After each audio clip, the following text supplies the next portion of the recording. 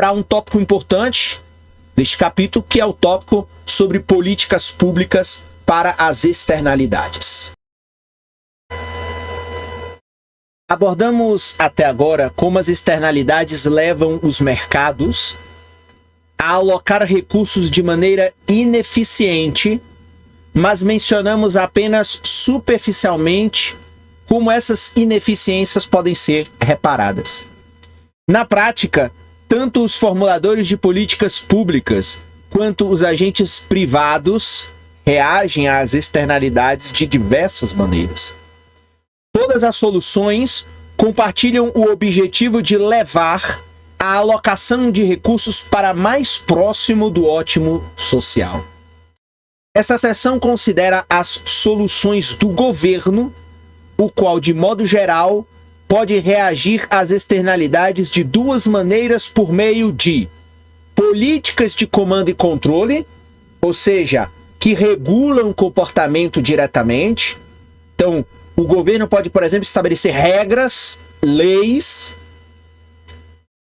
e por meio de políticas baseadas no mercado, que fornecem incentivos para que os tomadores de decisões privados decidam resolver o problema entre si.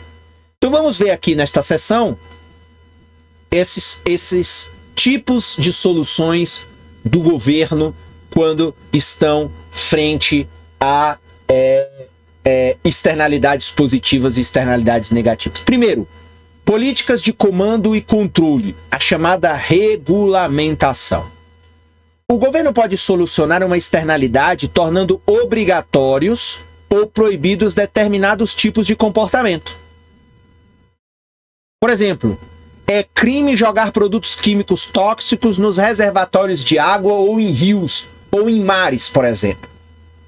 Neste caso, os custos externos para a sociedade superam em muito os benefícios para o poluidor. Então aqui se trata de uma externalidade negativa. Assim, o governo institui uma política de comando e controle que proíbe totalmente esse tipo de ação. Então, o governo estabelece uma lei, estabelece uma regra, um decreto, qualquer que seja aí o mecanismo legal, e proíbe que uma indústria, por exemplo, jogue os seus resíduos químicos em um determinado mar, em um determinado rio, em um determinado reservatório de água.